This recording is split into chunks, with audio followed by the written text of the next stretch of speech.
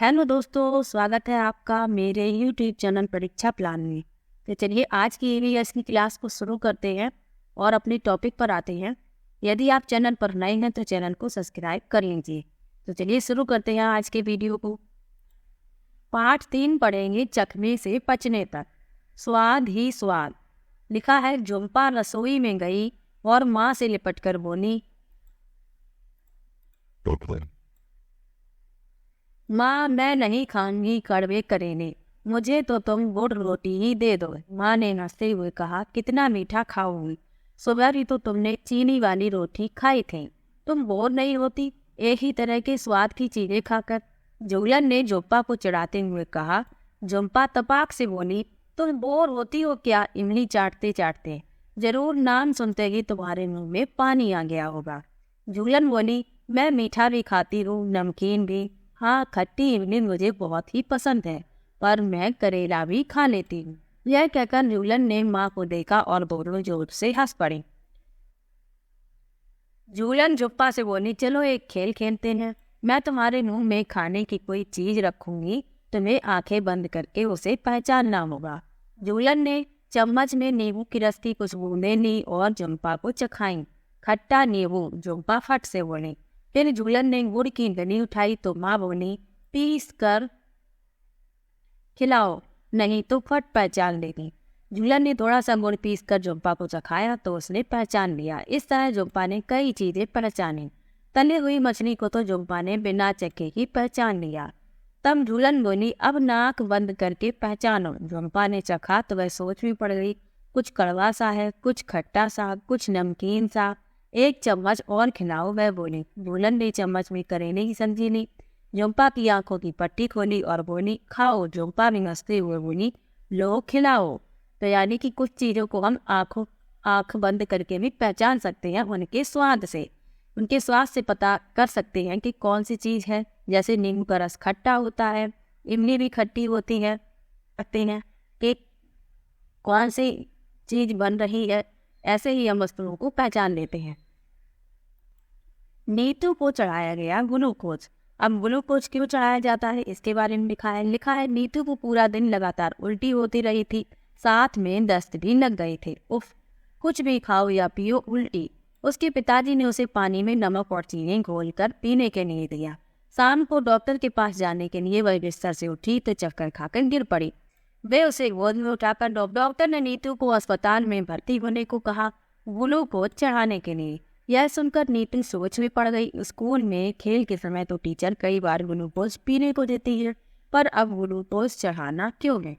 Doctor aunty ने उससे कहा, खाना और पानी शरीर में ना रुकने की वजह से शरीर में कमजोरी आ गई है, तुम्हारा पेट खराब है। ग्लूकोज चढ़ाने से बिना खाए पिए तुम्हें जल्दी ताकत मिल जाएगी और हिम्मत भी।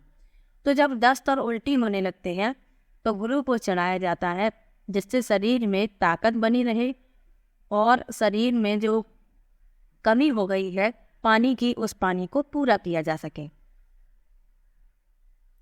अब पढ़ते हैं कहानी खिड़की वाले पेट की। सुनो कहानी एक अनोखे पेट की, पेट में था छेद, कहानी छेद की।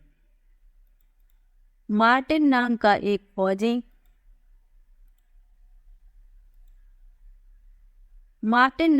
फौजी भूल से पेट में लगी गोली, हुआ इलाज पर रह गया छेद, डॉक्टर के लिए बना खेल, बातें जान ली उसने भेद की। सुनो कहानी एक अनोखे पेट की।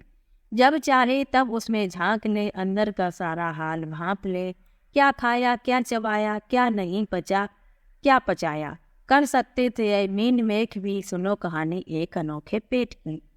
चीजें जो करती थी गड़बड़, उन्हें डालकर हाथ झटपट बाहर निकाल सकते थे, बदले में नया खाना डाल सकते थे। हाँ, दाल भात और सेव भी। सुनो कहानी एक अनोखे पेट की। खिड़की जैसे छेद वाले पेट की, इसके उसके सबके पेट की कहानी यह हमने नहीं गढ़ी, बरसों पहले सच्ची थी घटी। पढ़ो कहानी एक अनोखे पेट की, पेट में था छेद, कहानी छेद की। तो चलिए अब पढ़ते हैं। वहाँ तो कविता लिखी थी, अब यहाँ पर विस्तार से लिखा है, कहानी पेट में झांका जाना भेद। तो चलिए पढ़ते हैं। तुमने कविता में जिस फौजी के बारे में पढ़ा वह सन 1822 में 18 साल का था और बहुत तंदुरुस्त था। जब वह गोली से जख्मी हुआ तो उसे डॉक्टर मोमोंट के पास ले जाया गया। डॉक्टर ने मार्टिन की पर पेट का छेद नहीं भरा। लगभग 1.5 साल के बाद डॉक्टरों ने देखा कि मार्टिन के पेट में एक अद्भुत खिड़की सी बन गई थी। पेट की चमड़ी ने बढ़कर छेद को ढक तो लिया था, ठीक उसी तरह जैसे एक फुटबॉल का वाशर होता है। यानी चमड़ी की एक तह के ऊपर एक और तह सी बन गई थी। निचली तह को दबाने पर छेद में से पेट में झांका जा सकता था। छेद में ट्यूब डालकर पेट का खाना भी बाहर निकाला जा सकता था। अब क्या था, डॉक्टर मोमोंट को मार्टिन का यह अजूबा पेट क्या मिल गया, मानो एक खजाना मिल गया। सोच सकते हो कितना समय लगा होगा उन्होंने इस पेट के साथ प्रयोग करने में। 9 साल। इन 9 सालों में मार्टिन कुछ काम भी करते रहे और उनकी शादी भी हुई। उस समय तक वैज्ञानिकों को यह नहीं मालूम था कि पेट में पाचन की क्रिया कैसे होती है। पेट में जो पाचक रस होते हैं उनका क्या काम होता है, क्या वे पाचन में मदद करते हैं या केवल भोजन को तरल बनाने के लिए होते हैं।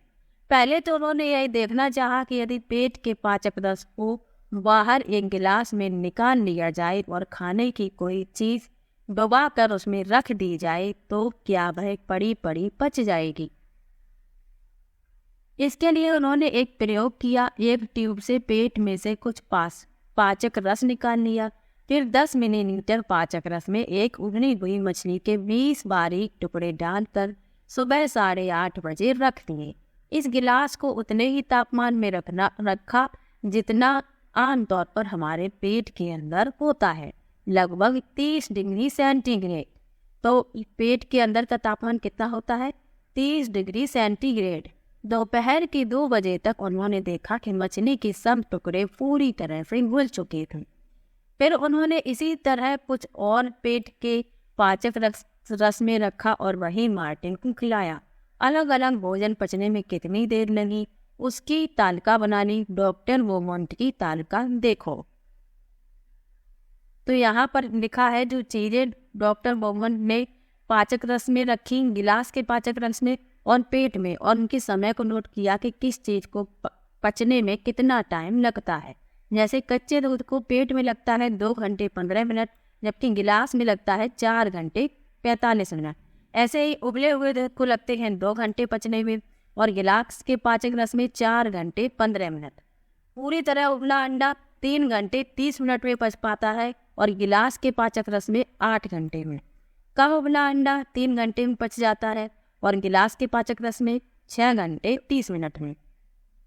कच्चा अंडा फेंटा हुआ 2 घंटे में पच जाता है पेट में, जबकि गिलास के पाचक रस में 4 घंटे 15 मिनट में। कच्चा अंडा 1 घंटे 30 मिनट में और गिलास के पाचक रस में 4 घंटे में। कहो अब क्या सोचते हो, कुछ फायदा इस पेट का? डॉक्टर मोमोंट ने मार्टिन के खिड़की वाले पेट के सहारे पाचन के कई रहस्य खोले। उन्होंने तालिका से देखा कि पेट में खाना जल्दी पचता है। क्या तुम भी यह देख पाए? जल्दी पचाने के लिए हमारा पेट खाने को खूब घुमाता हिलाता है। वे यह भी देख पाए कि जब मार्टिन दुखी या परेशान होता तो उसका खाना ठीक से नहीं पचता। यही नहीं, उन्होंने बताया कि हमारे पेट का पाचक रस एसिड की तरह होता है। क्या तुमने किसी को कहते सुना है कि पेट में एसिडिटी हो गई, खासकर जब ठीक से खाना नहीं खाया हो या पचाया हो? उनकी वैज्ञानिक खोज को दुनिया के सभी वैज्ञानिकों ने सराहा। फिर कितने ही अन्य प्रयोग दुनिया के कोने कोने में किए गए। क्या कहा तुमने, पेट में गोली मारकर? नहीं भाई, इस बाद में होने वाले ये प्रयोग किसी के पेट में गोली मारकर नहीं किए गए। ये प्रयोग दूसरे वैज्ञानिकों ने मशीनों की सहायता से किए। तो कहो कैसी लगी मार्टिन की पेट और तुम्हारे पेट की कहानी? तो डॉक्टर मोमोंट ने मार्टिन की पेट पर कई प्रयोग किए। उन्होंने पाचन क्रिया किस प्रकार संपन्न होती है ये सब उन्होंने बताया। किस चीज को पचने में कितना समय लगता है पेट में, और उसी पाचक रस को निकालकर गिलास में रखा, उसमें कितना समय लगता है, ये सब डॉक्टर मोमोंट ने अपने प्रयोग से बताया। सही खाना और सही सेहत। डॉक्टर अपर्णा के पास इलाज के लिए 2 बच्चे आए, रश्मि और कैलाश। दोनों बच्चों से डॉक्टर अपर्णा ने बातचीत की। बातचीत से कुछ जानकारी मिली जो नीचे दी है, तुम भी पढ़ो। अब लिखा है रश्मि के बारे में, 5 साल की है, 3 साल की लगती है। ये देख लीजिए चित्र में, दुबली पतली सी है, हाथ पैर पतले और पेट फूला हुआ है, अक्सर बीमार रहती हैं।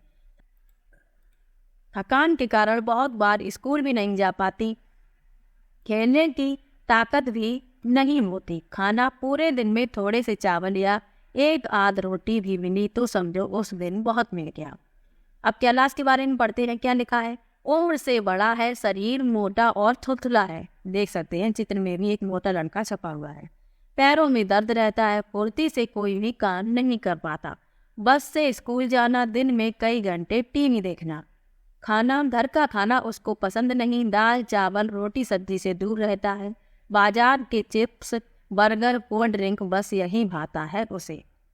डॉक्टर ने दोनों का कद और वजन नापा और जांच भी की। दोनों बच्चों को कहा कि तुम्हारी बीमारी का एक ही इलाज है, सही खाना। यानी दोनों बच्चों को जो बीमारी है उनका एक ही इलाज डॉक्टर ने बताया कि तुम्हें सही खाना लेना चाहिए। आगे लिखा है भरपेट खाना सभी बच्चों का हक। एक तरफ है कैलाश जो घर का खाना पसंद नहीं करता और दूसरी तरफ है रश्मि जिसको पेट भर खाने को मिलता ही नहीं। भरपेट खाना सभी बच्चों का अधिकार है। हमारे देश में लगभग आधे बच्चे रश्मि जैसे हैं। उन्हें ठीक तरह से बढ़ने के लिए जितना खाना चाहिए उतना भी नहीं मिलता। ये बच्चे कमज़ोर रहते हैं और कई बीमारियों के शिकार हो जाते हैं। तो आज का लेसन यहीं पर समाप्त होता है। आज के लेसन में खाने से संबंधित जो महत्वपूर्ण तथ्य थे उनके बारे में जाना और एक बहुत ही महत्वपूर्ण खिड़की वाले पेट के बारे में जाना। तो चलिए ये वीडियो यहीं पर समाप्त करते हैं। मिलते हैं एक और नई वीडियो के साथ, तब तक के लिए बाय बाय।